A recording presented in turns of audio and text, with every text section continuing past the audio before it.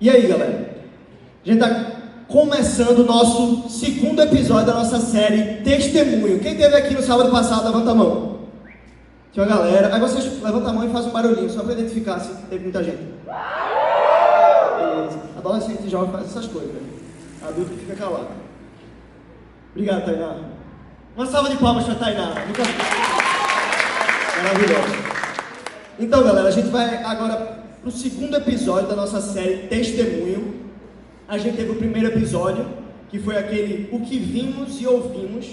Foi muito especial na semana passada, onde a gente trabalhou qual o nosso papel enquanto testemunha. Porque a gente está sempre testemunhando algo, porque a gente está sempre vendo alguma coisa acontecer, e a gente sempre está ouvindo alguma coisa.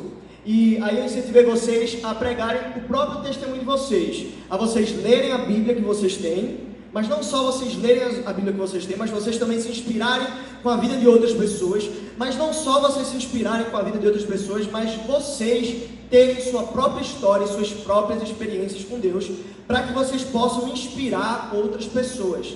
E aí, diante disso tudo, eu fiz essa pergunta: o que é que a gente está vendo e o que é que a gente está ouvindo? O primeiro episódio foi esse. O segundo episódio da gente vai ser o de hoje, que é o drama das Escrituras.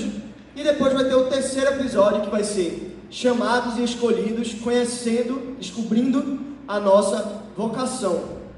Nesse segundo de hoje, a gente vai falar mais sobre o nosso papel. Qual é o nosso papel enquanto testemunhas, certo? E no terceiro a gente vai saber qual é o nosso chamado específico. Vai ser uma pregação para a gente dar ferramentas para você descobrir qual é o chamado que Deus tem para a sua vida de forma específica. Para você, não para a gente como igreja. Hoje a gente vai falar sobre o chamado que Deus tem para a nossa vida como igreja de Jesus, como corpo de Cristo. Mas no terceiro episódio a gente vai falar sobre o chamado que Deus tem para a nossa vida. Como é que a gente faz para identificar aquilo para qual Deus chamou a gente. Por que Deus me chamou para aquilo, para fazer isso, para o louvor, para ser um médico, para ser um advogado. Ah, Bruno, tem como Deus me chamar para ser médico? Sim. Você não é chamado só para ser pastor ou músico de igreja. Deus pode te chamar para muitas coisas, inclusive profissões. Você pode ser um reflexo do reino de Deus dentro da sua profissão. Sendo médico, sendo um engenheiro, sendo um advogado, sendo um cozinheiro. Existem muitas funções e você pode usar aquilo pelo qual Deus te chamou para a glória dele. Mas hoje o episódio se chama O Drama das Escrituras. O pessoal vai estar passando aí. O Drama das Escrituras, e o subtítulo é A Nossa História na História de Deus. Como a gente faz para encontrar o nosso lugar dentro da história que Deus está contando. Vocês estão me ouvindo bem? É porque eu estou sem retorno aí, só para conseguir me guiar. Então, pessoal, primeiro, o que é drama? Drama significa uma sucessão de acontecimentos narrados. Um drama. Quando eu falo assim, eu estou vivendo um drama, é porque eu estou vivendo uma sucessão de acontecimentos, certo? E quando eles são narrados, eles se tornam um drama. E a gente conhece drama como um dos gêneros do cinema, né? Um dos tipos de filme. Tem um tipo de filme de drama. E a maior parte das pessoas não gostam de drama. Alguém gosta de drama aqui, filme de drama? Levanta a mão. Tem uma galerinha que gosta de drama. Quem não gosta de drama, levanta a mão. Foi mais gente. Então, tem muita gente que não curte um drama, um filme mais assim. Por exemplo, quem já assistiu aqui Cisne Negro? Alguém já assistiu aqui Cisne Negro? Pronto, Cisne Negro é um drama. É um filme de drama. Mas existem muitos outros gêneros. Por exemplo, comédia. Quem gosta de comédia? Faz um barulhinho só pra gente entender, vai. Comédia. Comédia romântica. Vou fazer uma pergunta. Quem gosta de A Barraca do Beijo? Vocês notaram que só ou eram gritos femininos? Vamos lá. Homens que gostam da Barraca do Beijo. Faça barulho. A Barraca do Beijo 2. Pessoal, é pior que eu gosto da Barraca do Beijo. Assim, é tão ruim que eu gosto. Mas quem gosta de filme de romance? Nicholas Sparks. Quem gosta de documentário? O Dilema das Redes. Alguém já assistiu o Dilema das Redes? Interessante, né? Quem gosta de filme de aventura? Viagem ao Centro da Terra. Alguém já assistiu? Das antigas, é da minha época. Sim. Quem gosta de filme de suspense? Agora, esse aqui eu vou perguntar, mas eu detesto. Mas eu sei que muita gente gosta, inclusive crente. Quem gosta de filme de terror?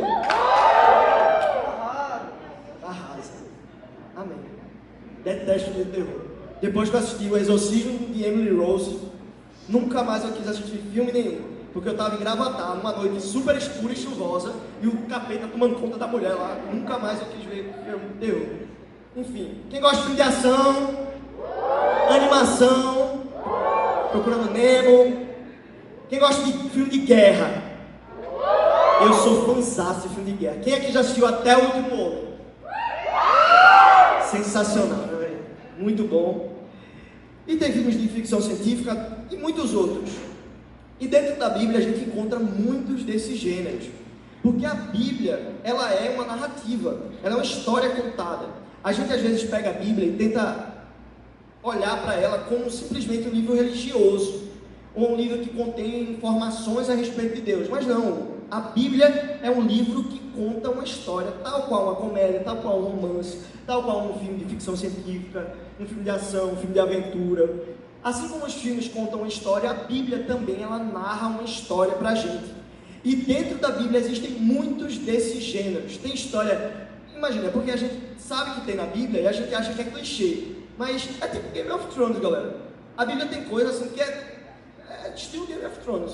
Se você for ler e prestar atenção, e ler, por exemplo, 1 Reis, Samuel, você vai ficar, meu irmão, só falta aparecer um dragão. Mas não tem, né?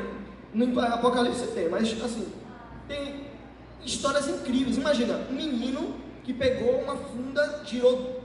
Quantas vezes que eu esqueci agora? Não sei se a Bíblia fala quantas vezes. Mas girou, e acertou a testa de um gigante, e derrubou o cara, e cortou a cabeça dele. Aí você acha, não, a Bíblia só fala de coisas bonitinhas. Não, fala que Davi cortou a cabeça dele, segurou pela cabeça e levou para sua casa. Imagina, vou guardar aqui, de recordação, a cabeça de Golias. Parece assustador, né? Mas é massa. Assim, não é tão massa assim, né? Porque é a cabeça de um cara. Mas, pô, a gente pega e acha que a Bíblia é um livro sem graça. Mas ela é sem graça porque a gente é sem graça. Porque a gente quer achar ela sem graça. Porque a gente já abre a nossa Bíblia no intuito de achar que é simplesmente um livro religioso, um livro de religião, e que tem informações sobre Deus. Mas não, é um livro que conta uma história muito bem contada, e a gente precisa se aprofundar nela para a gente conhecer essa história. Mas deixa eu fazer uma pergunta para vocês. Vocês já leram um livro que virou filme? Ou assistiram um filme que é um livro? Certo? Por exemplo, um dos filmes que eu mais gosto, que são livros, eu já li os livros e vi os filmes. E quem gostar pode fazer barulho. Harry Potter. Pronto, Harry Potter. Eita, igreja falando de bruxaria. Entendo. Gosto muito de Harry Potter. É um livro, foram 7 livros e 8 filmes. E tem Animais Fantásticos e tal. Percy Jackson. Alguém já assistiu Percy Jackson? Os livros são fantásticos e os filmes são horríveis. Horríveis. Quem já assistiu Nárnia? Nárnia é muito bom. Os livros são incríveis. E os filmes são legais. Nem tudo está ali no livro, é sobre isso que eu quero falar. Quem gosta de Senhor dos Anéis? Filmaço, baseado em livros. O Hobbit, mesma coisa. Vingadores é baseado em gibi, né? Gibi não, no caso HQs, né? HQ, gibi é da banca, né? Enfim, galera. Esses livros, eles contam uma história. As pessoas tentam adaptar eles para filmes, certo? Para produções cinematográficas. Mas acontece que sempre que é produzido um filme, ele não conta a história toda do livro. Ele corta muitas cenas. Por exemplo, os fãs de Harry Potter, eu sou um fã de Harry Potter, e eu assistia muito e eu percebia que muitas cenas eram cortadas, e isso me deixava super revoltado, porque os fãs ficaram na expectativa de ter um filme bem parecido com o livro, e quando via mudava tudo. Por exemplo, no último filme mudou tudo, completamente. A morte lá do Voldemort mudou tudo, foi outra coisa. Quem lê o livro sabe. Então, esse filme normalmente não conta a história toda, porque a história é muito maior do que só aquilo que entrou dentro da produção. E o que eu quero dizer para você é que a Bíblia também não é a história toda. Ah, Bruno, agora deu, é heresia dizendo que a Bíblia não é... Não, é o contrário, só a Escritura, a gente crê nisso. Nós somos uma igreja reformada, a Toca por consequência também crê nisso. Nós cremos que a Bíblia é a nossa única fonte de fé e prática, o nosso manual para a nossa vida, é inerrante, é infalível, é a palavra de Deus viva e eficaz. Mas a Bíblia, ela não narra a história toda. Existem personagens que viveram as experiências daqui da Bíblia, mas não estão escritos. Não está escrito, eles não aparecem, esses personagens. Existem histórias aqui que nunca foram contadas. Em João, vai aparecer aqui, João capítulo 21, versículo 24 e 25, diz assim: este é o discípulo que dá testemunho dessas coisas e que as registrou. Sabemos que o seu testemunho é verdadeiro. Jesus fez também muitas outras coisas. Se cada uma delas fosse escrita, penso que nem mesmo no mundo inteiro haveria espaço suficiente para os livros que seriam escritos. Então, veja o que ele está dizendo. Jesus fez muito mais coisas. Jesus não fez só isso aqui, o que está escrito. Ele fez muito mais. Você acha que o episódio lá que Abraão vai sacrificar Isaac, por exemplo, foi simplesmente ele subiu e Isaac não reagiu? Imagina, filho, a gente está subindo ali que eu vou matar você. Você reagiria como? Vamos, pai, estou louco para morrer. Não, com certeza ele reagiu. Mas a Bíblia não fala como ele reagiu. Então não é a história toda. Tem parte da história, mas não é a história toda. Certo? Então, primeira coisa que a gente precisa entender é isso, que ali não narra a história toda. Por exemplo, nós estamos aqui hoje. Nós fazemos parte da história de Deus, mas não tem nenhum Bruno na Bíblia. Pode ter uma Esther, uma Rebeca, um André, um Mateus, mas não tem Bruno na Bíblia. E na verdade, o nome que é usado, que talvez seja o seu na Bíblia, não é você. Mas você faz parte da história que Deus está contando, apesar de você não ter o seu nome registrado no livro. Então a questão é onde você se encaixa na história que Deus está contando. Se você não está nesse livro escrito, onde é que você se encaixa na história que Deus está contando? E outra pergunta que eu poderia fazer é: qual é o gênero da sua vida? Assim como existem filmes de comédia, de romance, de ficção científica, de guerra, de ação, de aventura, qual é o gênero da sua vida? A sua vida é uma comédia?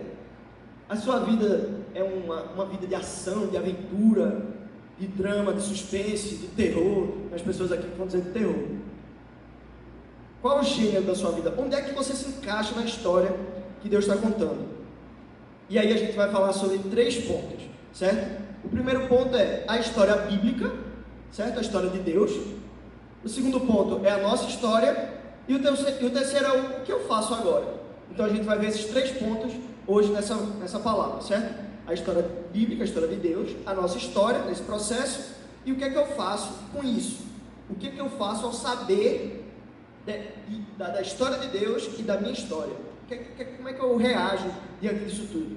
Então vamos lá, um por um. Beleza? Primeiro a gente vai ver sobre a história bíblica.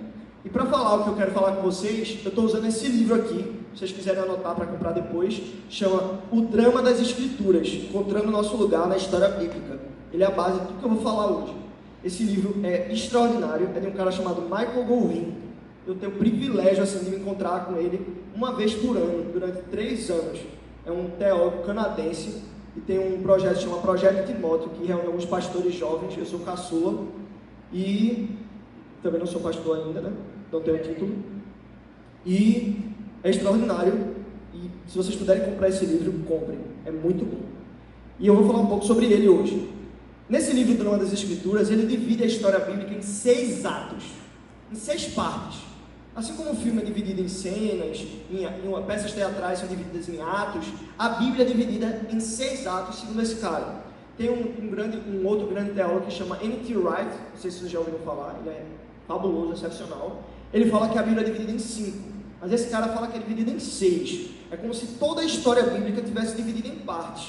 No início, no desenvolvimento, como se fosse uma redação, sabe? Que a gente tem introdução, desenvolvimento 1, desenvolvimento 2, talvez um 3 e conclusão. Pronto, mais ou menos isso. Só que ele está dizendo que é dividido em 6 partes.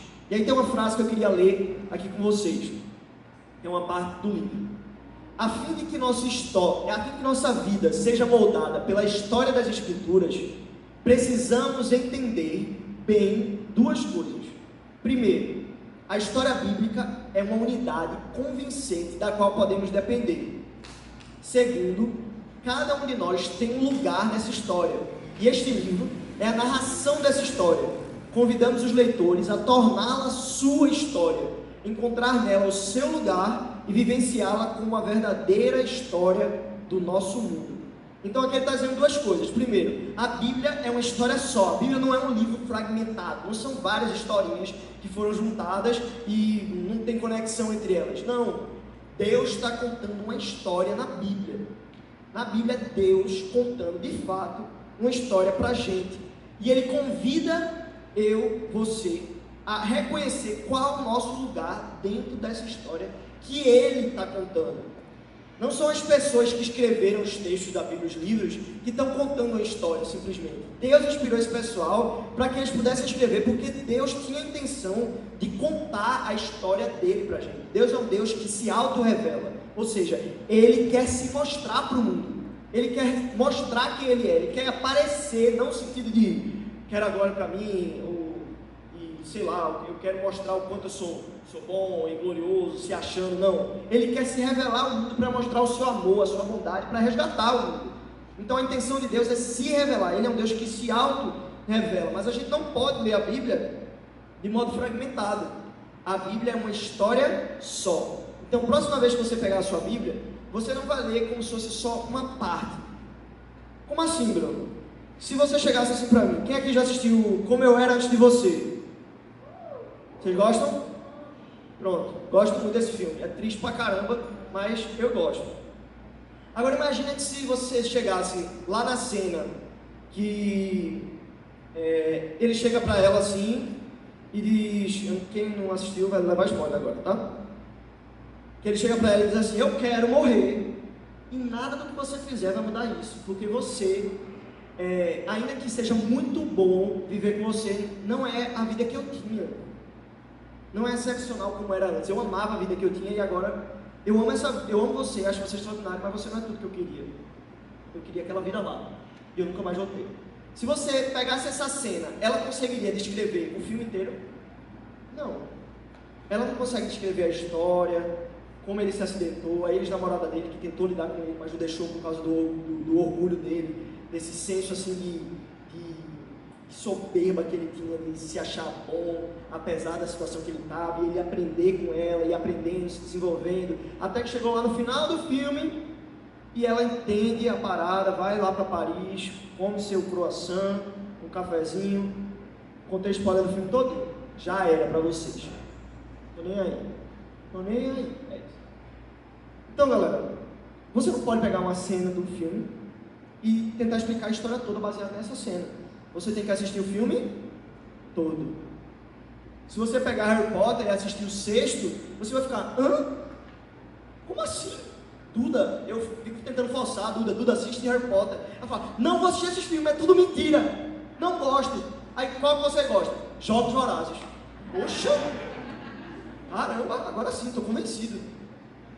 Mas você não consegue entender uma história por inteiro, baseado só em partes fragmentadas. Do mesmo jeito, você não vai entender a Bíblia se você só ler João, se você só ler Romanos, se você só ler Juízes. Não, você precisa ler a história toda. Você precisa ler a Bíblia inteira para entender o contexto e a história que ela está contando.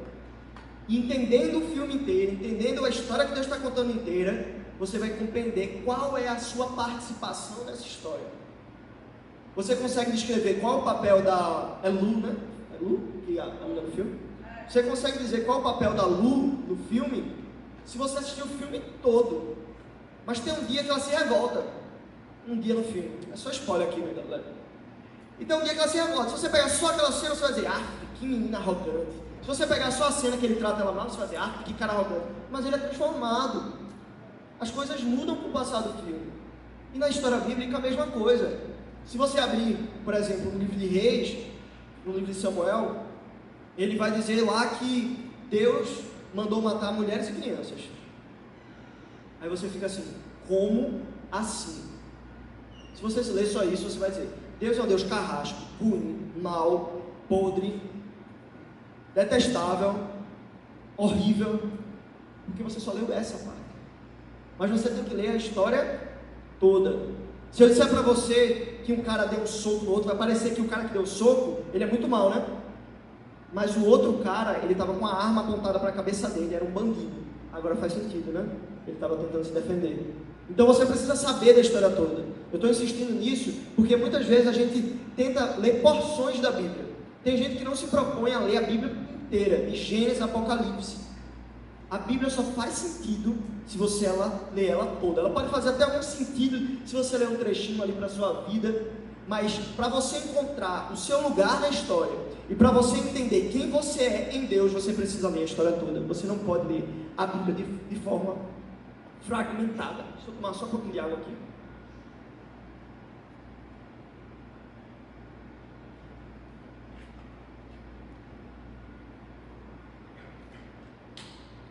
É como explicar o filme para uma cena. Resumir o todo, uma parte, não tem como. Se a gente faz isso, a gente acaba perdendo a intenção do autor. Show, corona. Então, você acaba perdendo a intenção do autor. O que é que ele queria falar com a história toda? Você precisa ler tudo e não de forma fragmentada. No nosso caso, a gente perde a intenção de Deus em moldar a nossa vida por meio da história que ele está contando. A gente perde a intenção de Deus, o que é que Deus quer de fato falar com a gente, quando a gente lê só uma porção da história.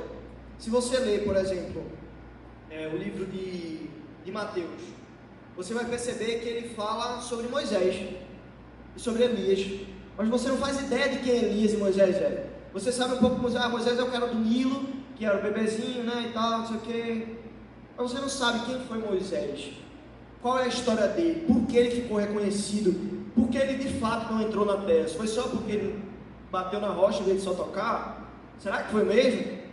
E aí a gente fica diminuindo a história de Deus a poucas porções, e a gente não entende a intenção de Deus ao se revelar dessa forma, e a gente acaba aqui nunca descobrindo quais são os propósitos de Deus para a nossa vida, porque a gente não lê a Bíblia por inteiro. E quando absorvemos a Bíblia de maneira fragmentada, a gente corre o perigo de que outras histórias já acabem moldando a nossa cultura pessoal. Como assim, Bruno? Quando a gente não lê a Bíblia como um todo, quando a gente não lê a história toda, a gente acaba lendo porções da Bíblia e usa outras coisas para dar propósito para a gente. Porque se a gente lê essa parte fragmentada, ela vai trazer uma luz, mas ela não vai trazer integralidade. Você não vai ser uma pessoa plena se você ler só algumas porções. Você precisa entender a história toda, você precisa se lançar na história toda, porque senão você vai buscar outras coisas para te dar propósito e para te dar significado. Você vai pegar um pouquinho da galera do coach, porque a Bíblia não supre tudo que eu preciso, então, e aqui eu não estou criticando coach nenhum, certo? Super apoio, se você gostar. Então, vamos lá, as filosofias do coach aqui entram junto com o que eu penso da Bíblia. Aí eu gosto um pouquinho do negócio do budismo, meditação, assim, estão junto aqui também. Juntando tudo isso aqui, eu tenho um propósito. Qual é o meu propósito? Meditação, vida tranquila, beneficiar o próximo, caridade, porque é só dessa forma que eu vou alcançar a salvação e o meu, como é que chama? Sei lá, esqueci aquele nome, você chegasse, nirvana, né? Chega assim no meu nirvana e tal, porque bem e tal, no estágio máximo, assim, de contemplação. E aí você começa a juntar coisas na história que Deus está contando, porque você não leu a história toda, você não entende o seu propósito, o seu lugar na história que Deus conta, e aí você junta outras histórias para tentar te dar propósito, para tentar atribuir significado à sua vida, e você não consegue, porque aquilo ali não é a história toda. Então, a gente acaba se tornando idólatra.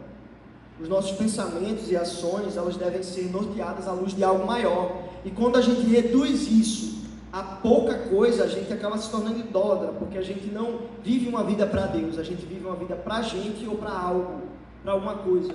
A sua vida não pode ser baseada na sua aprovação do vestibular, a sua vida não pode ser baseada na medicina ou no curso que você quer fazer para o seu vestibular, a sua vida não pode ser baseada em torno da sua família, a sua vida não pode ser baseada em torno do seu trabalho. Essas coisas são importantes? Sim, não estou dizendo que não são, mas essas coisas não podem nortear quem você é. Elas não podem nortear os seus pensamentos e ações por completo. Bruno, significa que eu não posso pensar nem agir pela minha família? Não, você deve pensar e agir pela sua família. Mas você deve fazer isso por sua família por conta de algo maior. De algo maior. Existe algo maior que me motiva a amar a minha família. Existe algo maior que me motiva a dar o melhor pelas pessoas com quem eu convivo. Existe um motivo que me faz trabalhar com responsabilidade e dando o meu melhor sempre. Existe algo maior que me impulsiona a viver dessa forma. Existe algo maior. E quando a gente não faz isso, a gente acaba idolatrando a nossa família, o nosso trabalho, as pessoas com que a gente convive, a nossa namorada, o nosso namorado, o nosso noivo, nosso amigo, nosso vestibular, o nosso curso. E a gente coloca Deus de lado e levanta ídolos para a gente.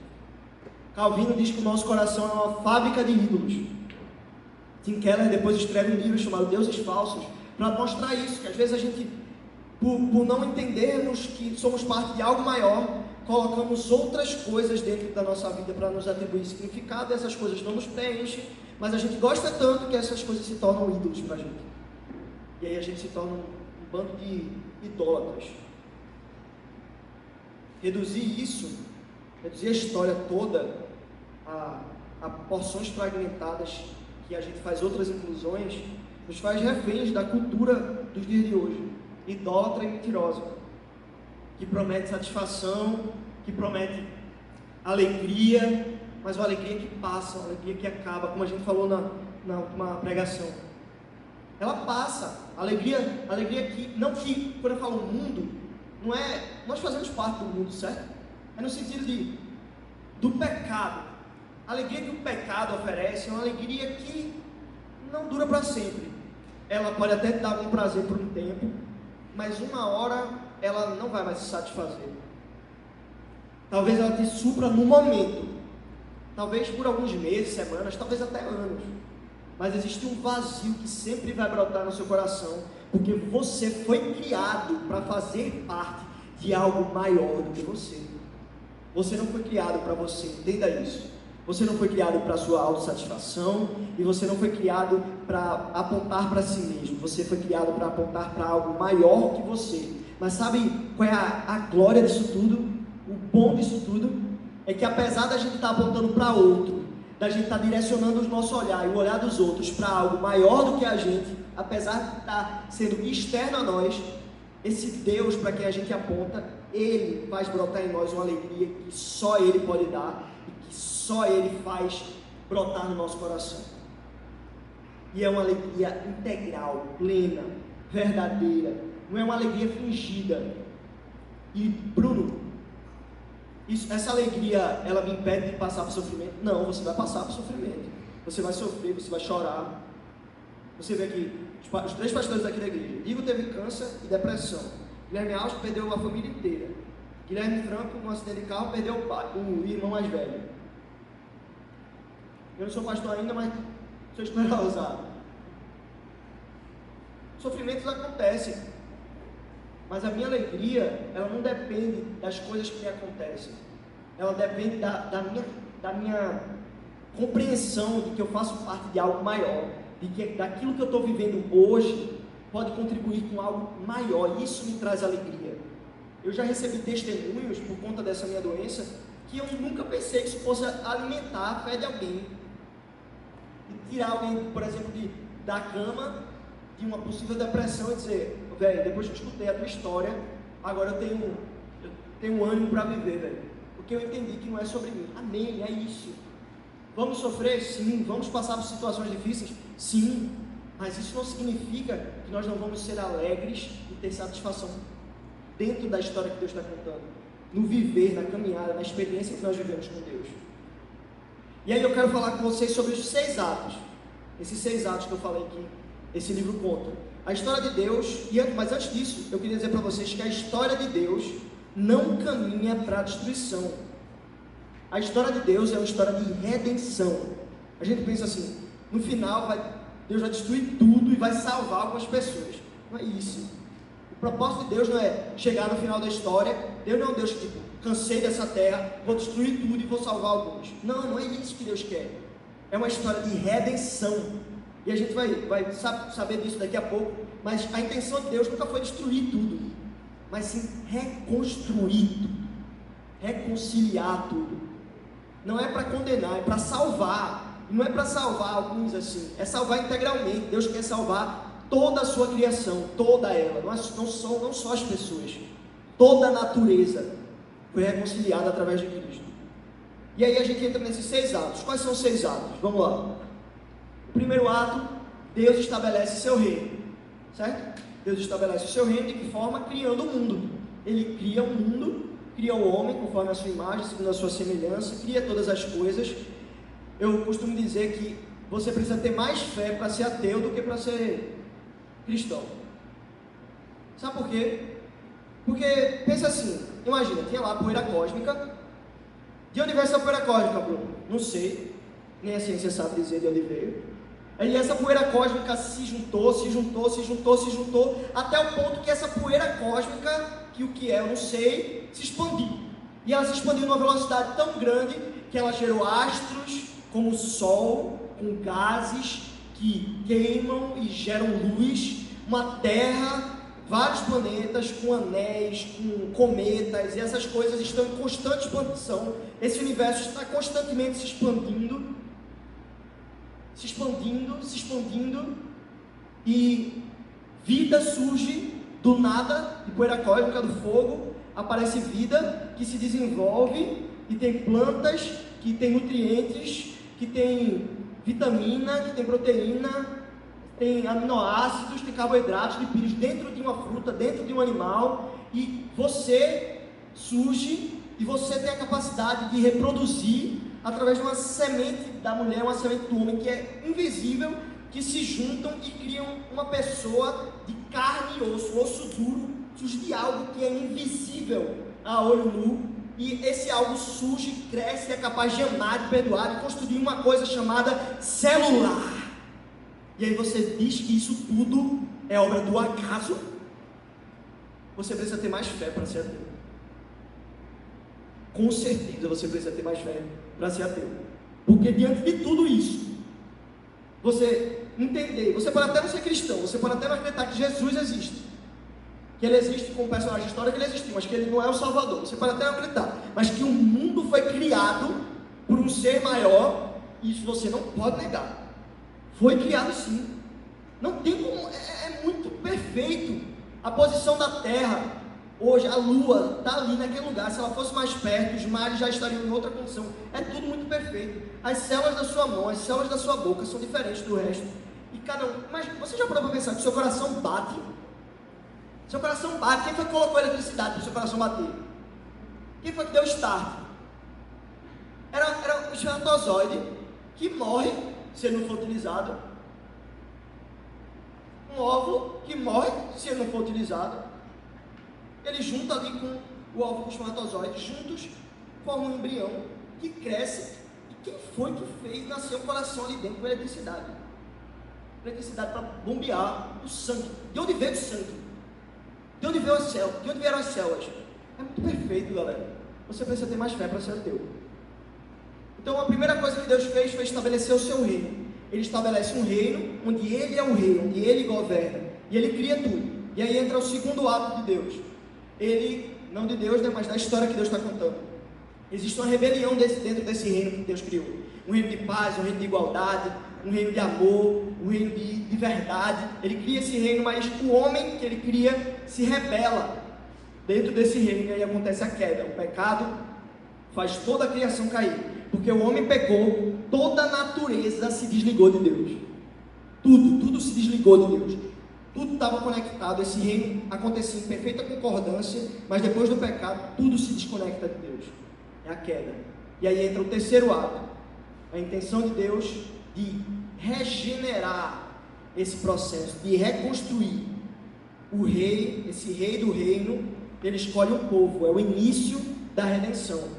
Ele criou um reino, o homem se rebelou contra esse reino, agora Deus, ele quer redimir. A intenção de Deus é sempre, eu quero trazer redenção para esse povo, para essa criação, porque eu não quero que ele seja destruído, eu não quero perder ele, não, eu quero ele comigo. Então o que é que Deus faz? O rei escolhe um povo, ele escolhe o povo de Israel, e ele diz, vocês serão meu povo, um povo de propriedade exclusiva meu, povo para eu chamar de meu. E ele escolhe esse povo, dá uma terra para o povo e diz, aqui é o lugar de vocês, e eu sou o rei de vocês daqui para frente. E aí acontece um período de interlúdio, que é o período intertestamentário da Bíblia, que é depois ali de Malaquias, entre Malaquias e Mateus tem alguns séculos onde não acontece nada, mas acontece alguma coisa, porque é parte da história. A gente sempre diz, né? Não acontece nada. Algumas Bíblias nem tem uma página em branco, como se não tivesse havido pessoas lá. Elas faziam parte da história que Deus está contando. É um interlúdio ali, é um meio, é a ponte de uma história, de uma parte da história para outra. E aí entra o quarto ato de Deus, que foi a vinda do rei. Esse rei do reino, ele vem e realiza a redenção. Agora, toda a criação está reconciliada com Deus. Toda a criação, os animais, a natureza, eu, você, a gente se reconcilia com Deus através da obra de Jesus Cristo. E aí entra um quinto ato, que é propagar a notícia do rei, e que a redenção foi realizada.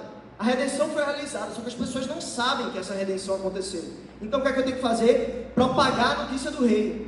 Essa é a nossa missão, é a missão da igreja, propagar a notícia de que existe um rei que promove redenção, que traz esperança.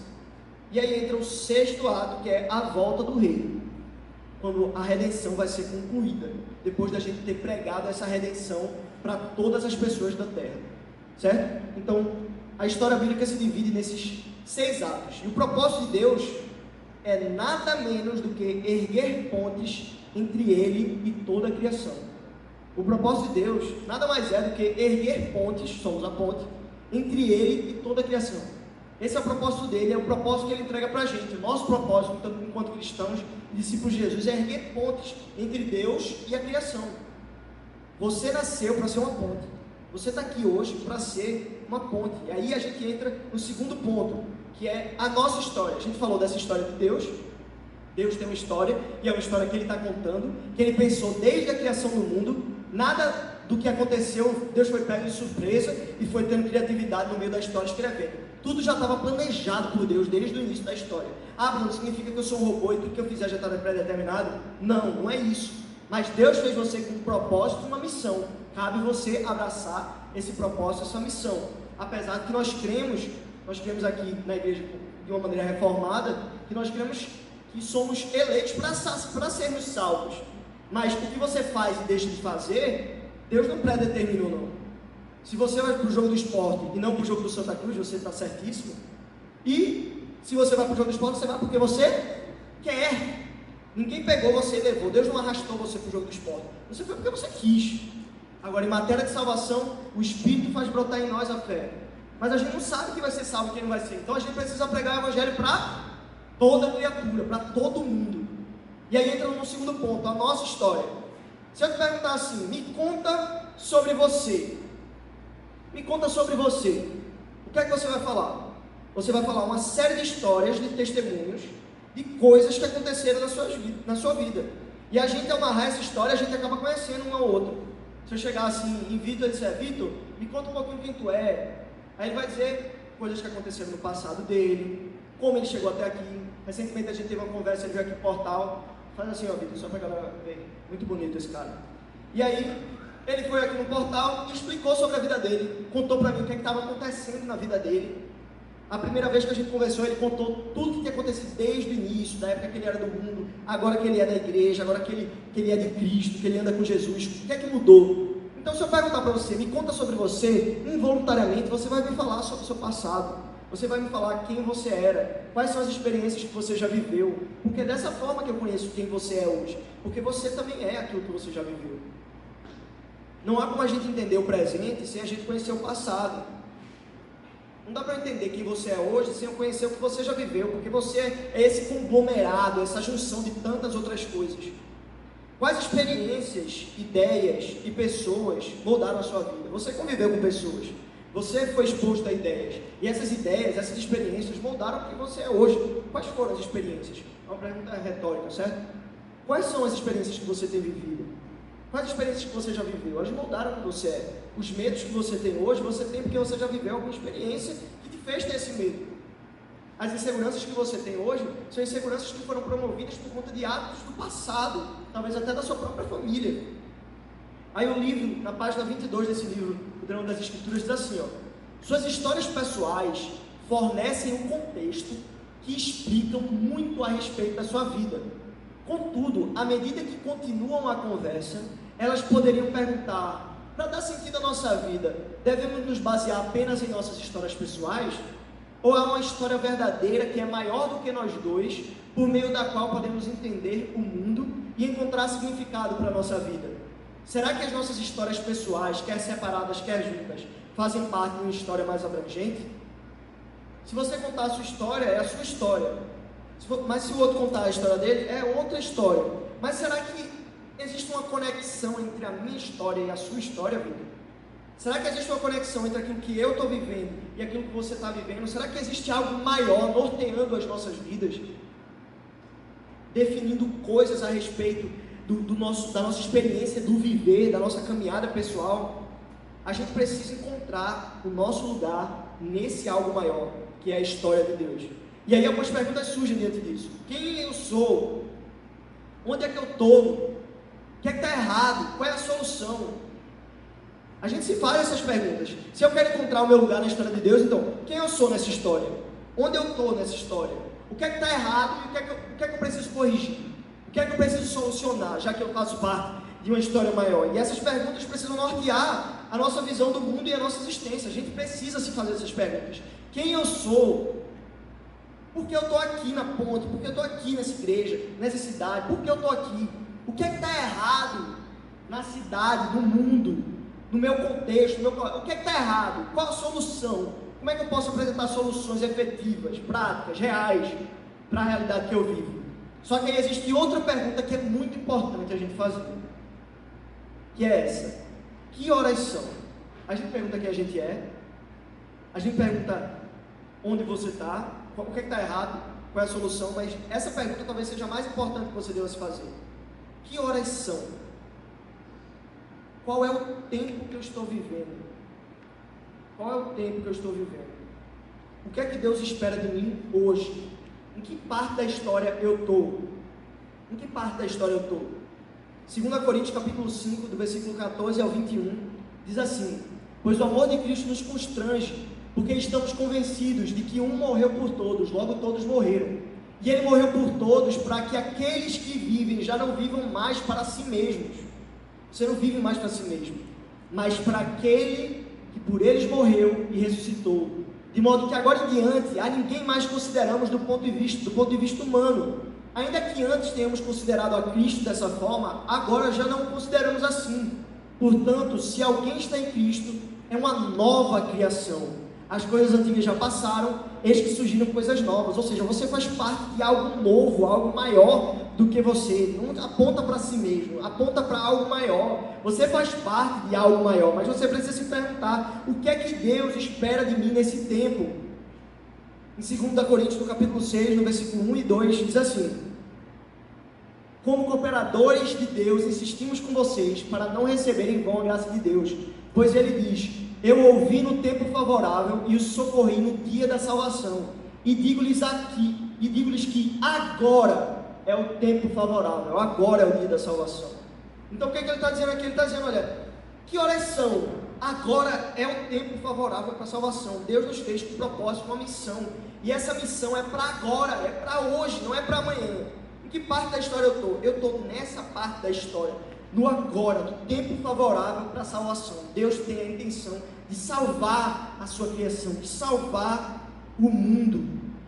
Em 2 Pedro, no capítulo 3, do versículo 10 ao 13, diz assim: o dia do Senhor, porém, virá como um ladrão.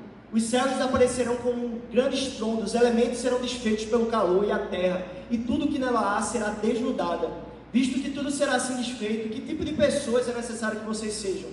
Vivam de maneira santa e piedosa, esperando o dia de Deus e apressando a sua vinda. Naquele dia os céus serão desfeitos pelo fogo, e os elementos se derreterão pelo calor. Todavia, de acordo com a sua promessa, esperamos novos céus e nova terra, onde habita a justiça. Perceba que ele diz ali, esperando o dia de Deus e apressando a sua vinda. Essa é a nossa responsabilidade, apressar a vinda de Jesus. E como é que eu faço para apressar a vinda de Jesus? Abraçando a missão pela qual ele criou você. Como é que eu faço para fazer Jesus voltar logo? Porque a gente fica, né? Volta logo, Jesus, esse mundo está uma droga. Você é o responsável por ele não voltar ainda, cara. Você precisa fazer a sua parte, você precisa ser um apressador da vinda. E como é que você faz para apressar a vinda de Jesus, a volta dele? Como é que você faz isso? De que forma? Cumprindo a sua missão, cumprindo o seu propósito, abraçando os planos de Deus para a sua vida. No reino de Deus, por exemplo, não existe divisão, amém? Não existe preconceito, amém? Não existe racismo, amém? Não existe misoginia, amém? Não existe feminismo ou machismo, amém? Amém. No reino de Deus não existe isso. No reino de Deus somos todos iguais. Existe um texto bíblico lá escrito em Gálatas, no capítulo 3, do versículo 26 ao 29, que diz assim, ó: todos vocês são filhos de Deus, mediante a fé em Cristo Jesus, pois todos os que em Cristo foram batizados, de Cristo se revestiram. Então não há judeu, nem grego, escravo, nem livre, homem, nem mulher, pois todos são um em Cristo Jesus. E se vocês são de Cristo, são descendência de Abraão e herdeiros segundo a promessa. Diante de Deus não existe homem, mulher, não existe escravo, livre, todos são um diante de Deus, somos todos um. Somos todos um. Então, no reino de Deus não tem espaço para preconceito, para misoginia, para racismo, para homofobia. Não existe. Não existe espaço para isso dentro do reino de Deus. Significa que a gente vai negociar os nossos princípios e valores? Não. Mas a gente não pode ser o povo que critica, que aponta, que destila ódio. Não, a gente é o povo do amor, da graça, do perdão, da reconciliação. Esse é o nosso papel enquanto igreja. Promover reconciliação. E ao saber disso, desse nosso papel na história, a gente entra no terceiro e último ponto, que é: o que eu faço com isso? O que é que eu faço ao saber disso? Que Deus tem uma história, que eu tenho uma história. O que é que eu faço ao saber disso? Tem outro trecho do livro, na página 14, que diz assim: depois que Deus criou o mundo e a rebelião humana o desfigurou, Ele passou a restaurar o que havia feito. Deus não deu as costas para o mundo destinado à destruição. Ele voltou-se a Ele com amor, iniciou a longa jornada de redenção para restaurar os perdidos como seu povo e o mundo como seu reino. A Bíblia conta a história da jornada de Deus nesse longo caminho de redenção. Então perceba que Deus, Ele chama as pessoas que traíram Ele, os perdidos, a galera que rejeitou Ele, que preferiu outras coisas, que rejeitou Ele, que preferiu desobedecer Ele e colocar em segundo plano. Ele chama esse povo e vai dizer: eu quero me reconciliar com vocês, apesar de ser vocês que me traíram, eu estou querendo tomar iniciativa para me reconciliar com vocês, de trazer vocês para perto, porque eu amo vocês. Vocês estão destinados à destruição, mas eu não vou deixar vocês serem destruídos, porque eu amo vocês. Vocês vão ser o meu povo. Sabe quem eu escolho para ser meu povo? O povo que me trai. Não faz sentido nenhum chamar quem te trai. Você não escolheria, provavelmente, uma pessoa para ser sua namorada, seu namorado, que já te traiu. Provavelmente você não quer mais nada com essa pessoa. Mas Deus, Ele faz o contrário. A gente trai Deus constantemente. A gente faz promessas e promessas para Ele. Promessas e promessas. E a gente trai. Mas Ele ainda assim nos quer. Ele ainda assim nos chama. Ele nos quer com Ele. Ele tem um projeto de reconciliação para a nossa vida. E não só isso. Ele não só nos reconcilia, mas Ele nos entrega uma missão: sermos esses agentes de reconciliação. Levar a reconciliação onde o pecado causou separação. Lembra que eu falei que a criação se desconectou de Deus? Agora eu e você somos os responsáveis por conectar pessoas a Deus. Você é como se fosse, eu já falei isso na toca esses dias, você é um tabernáculo de Deus. O tabernáculo era um lugar onde o povo, lá no deserto, eles levavam a Arca da Aliança, como se fosse uma igreja. Eles levavam a igreja no meio do deserto para onde eles iam. Você é isso. Para onde você vai, você leva Jesus. O lugar onde você estiver, você é um ponto de encontro entre pessoas e Deus. Sempre agora que você for para a rua, pensa assim: eu sou um ponto de encontro entre pessoas e Deus, e eu vou fazer o máximo para que alguém que esteja longe de Deus seja reconciliado com Ele. Para que alguém seja reconciliado, para que você tenha significado, para que a sua vida tenha sentido, propósito. E aí você precisa se fazer essas perguntas: o que Deus quer fazer na minha família? O que Deus quer fazer na minha família hoje? Que horas são? O que é que Deus quer fazer na minha casa hoje? Amanhã, quando você acordar, você faz essa pergunta: Deus, o que é que você quer fazer dentro da minha família hoje? Como é que você quer me usar para reconciliar dentro da minha família, dentro da minha casa? O que é que o Senhor quer de mim no meu colégio? Por que você quer vir aqui na minha escola? Em vez de você ir para a escola e pensar, hoje vai ser muito mais. Não, meu irmão. Chega no teu colégio já pensando assim, quem eu vou reconciliar com Deus hoje? Aí você pensa, tá bacana, reconciliar a coisa de Deus, religioso. Não, meu irmão, isso é louco. É o Deus que criou o universo inteiro. Ele chama você para uma missão. Se Elon Musk, o cara lá da SpaceX, ou Bill Gates, ou Steve Jobs voltasse dos mortos e chamasse você assim e falasse, eu tenho uma missão para você, você ia se sentir muito honrado. E o que ele pedisse para você, você faria. Mas como é Deus, né? É o Criador do universo, Ele está entregando para você uma missão. Então acordar pensando nisso não é nada besta, idiota. Pelo contrário, isso é algo incrível, extraordinário. Você acorda já pensando, quem eu vou reconciliar com o Criador do universo hoje? Isso é extraordinário. Isso é extraordinário. O que é que Deus quer fazer na minha vizinhança? Quantas vezes você falou de Deus pro seu vizinho? Essa pergunta volta para mim, eu nunca falei de Deus para o meu vizinho. Deus, Ele quer falar sobre Ele mesmo para a sua vizinhança, Ele quer usar você, mas você não abre a sua boca, nem para o seu vizinho. E o que é que Deus quer fazer em Recife? O que é que Deus quer fazer em Pernambuco? O que é que Deus quer fazer no Brasil?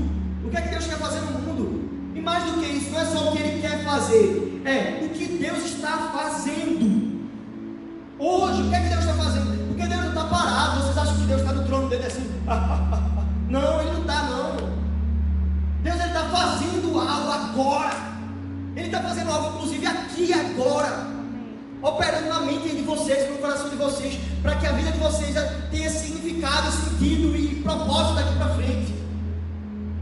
Ele está fazendo algo na sua casa, na sua vizinhança, no seu colégio, em Recife, na Ponte, em Pernambuco, na América do Sul, no mundo. Ele está fazendo algo. Deus está se movendo. Atos, capítulo 17, do versículo 24 ao 28, diz assim. Não vai aparecer, então significa que não tem. Então, mas Atos, capítulo 17, diz assim: nele eu vivo, nele eu movo e nele eu existo.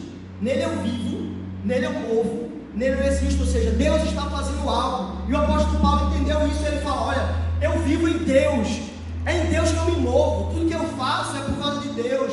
Eu estou conectado com Ele. A minha vida está conectada com Ele. Então tudo que eu faço é para refletir isso.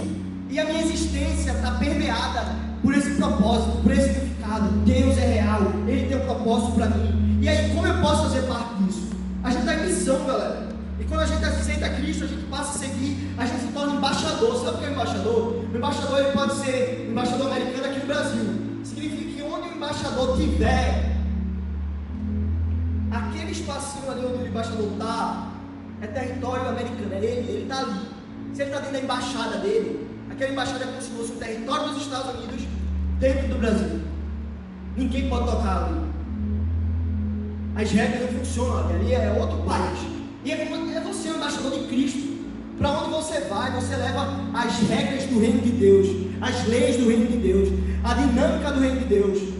O mundo está cheio de preconceito, racismo, desigualdade. Quando você chega, ali não tem preconceito, ali não tem desigualdade, ali não tem pobreza, ali não tem ódio, ali não tem racismo, ali não existe isso. Por quê? Porque o reino de Deus chegou ali. De que forma? Você chegou. Você é o reino de Deus, onde você estiver. Isso traz consequências boas e difíceis. Os discípulos morreram por isso. Eles, de dois em dois, eram loucos por morrer por isso. Ou eles viram que aquilo era algo tão extraordinário, tão massa, tão poderoso, tão extraordinário, tão fantástico, que eles estavam dispostos a perder a cabeça, a serem crucificados de cabeça para baixo por aquela verdade. Ou eles eram doidos, e eu acho que eles não eram, ou aquilo ali era demais para eles, e eles estavam dispostos a morrer. Eles tinham uma vida, deixaram o Pedro era pescador, e aí Jesus chega nele assim: ó, vamos ser pescador de homem? E ele larga tudo e vai e segue Jesus. Significa que Pedro virou perfeito da noite para o dia? Não, é um processo. Ele demorou a entender, mas tudo começa com a decisão. Ele aceitou. Quando Jesus disse: larga tudo e vem ser pescador de homens, ele falou: tá, você é pescador de homem. Você sabe, você aí sentado no seu lugar, você sabe que você faz parte de uma história maior. Que a história que você está vivendo não é a história toda, não é o seu destino. Talvez você tenha pensamentos suicidas, talvez você esteja com o início de uma depressão, tomando remédio para ansiedade, talvez você esteja com tudo isso e não se sinta um anormal por causa disso. Todo mundo passa por dificuldades, todo mundo tem aflições, mas saiba que o que você está vivendo hoje não é o seu destino, não é a história toda, não é a história toda. Você faz parte de algo maior e Deus vai transformar a sua história daqui para frente. Mas tudo começa com uma decisão. Assim como Pedro largou tudo, deixou tudo para trás, não importa o que já me aconteceu, eu sigo, eu prossigo para o que está na minha frente, porque essa história maior deve moldar a nossa história. A gente precisa viver com esse propósito, ainda que haja um preço, ainda que haja algo que a gente tem que renunciar, e sempre há uma renúncia, sempre há um preço que precisa ser pago. Não é fácil. Pedro teve que deixar tudo para trás. Ele teve que colocar de lado tudo que ele era, seu passado, suas conquistas, o seu barquinho. Ele deixou para trás. Não, como eu falei, não virou perfeito da noite para o dia. E você não vai virar perfeito da noite para o dia. Mas saiba que Jesus tem um plano nessa história. E que a história que você está vivendo hoje, apesar de estar muito difícil, não é a história toda.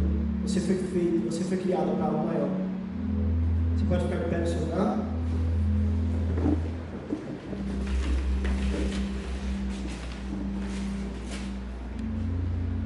Feche seus olhos agora.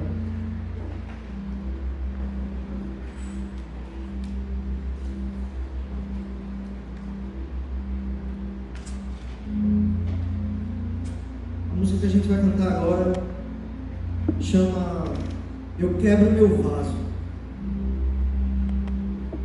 Uma parte dessa música diz assim: não importa o preço do perfume derramado, porque a sua presença vale mais.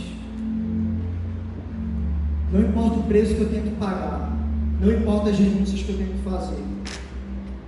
É como esses discípulos que morreram, que deram sua vida por esse algo maior. Não importa o preço que eu tenho que pagar. Eles pagaram com sua própria vida. Talvez Deus não queira que você morra, lógico. Mas se existe um preço a ser pago, eu pagarei. Se existe uma renúncia a ser feita, eu renunciarei. Porque existe algo maior. Eu queria que você refletisse agora sobre essa decisão, enquanto a gente faz essa música.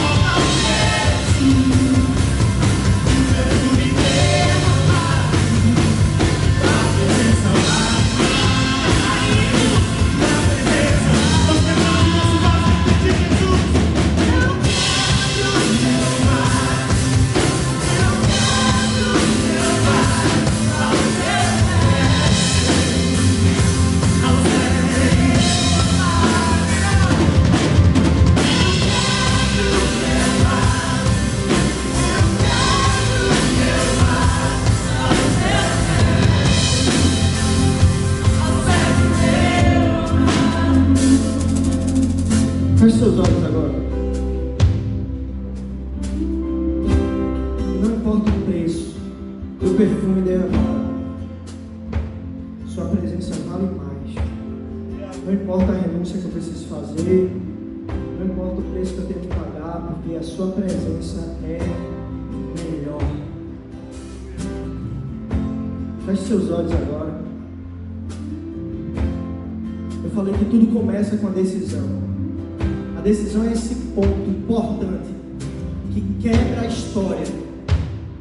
Quando você toma uma decisão, você quebra a história. Tudo apontava para a história de Pedro, que ele seria um pescador, um homem normal, que viveria e morreria, e a vida dele não teria sentido nem significado algum. Mas no momento que ele toma aquela decisão de seguir Jesus, tudo muda, e ele se torna o Pedro que a gente conhece até hoje. E eu tenho essa pergunta para fazer hoje para você. Se você quer tomar uma decisão, não uma decisão simplesmente passageira, algo de momento, mas algo que é para agora, que é para hoje, mas que continua. Não significa se tornar perfeito, mas significa dizer: Pai, eu estou disposto, eu abro o coração, faz em mim alguma coisa, eu aceito, eu quero, eu desejo. Pai, eu estou aqui, eu estou disposto. Você talvez já tenha aceitado Jesus, você talvez venha para a igreja, mas você sabe que você precisa tomar uma decisão para quebrar a história, para mudar a sua caminhada daqui para frente.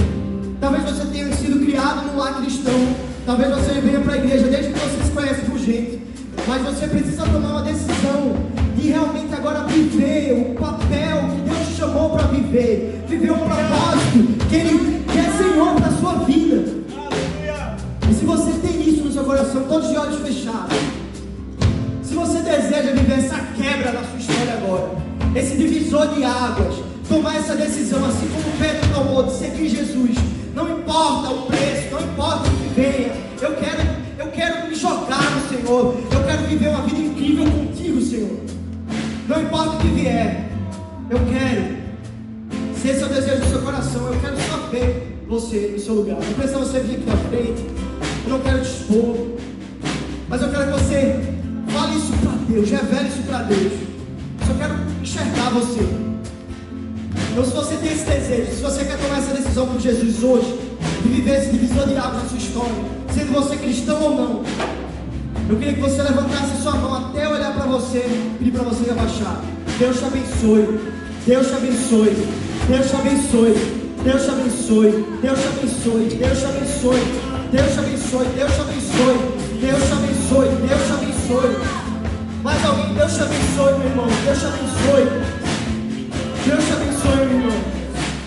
Senhor, não importa o preço do perfume derramado, não importa a renúncia que a gente precisa fazer, não importa o valor que a gente precisa depositar aos teus pés, Senhor. Nós queremos viver uma vida contigo, Senhor. Nós desejamos isso, Pai. Nós não queremos viver uma vida medíocre, mediana. Nós queremos viver uma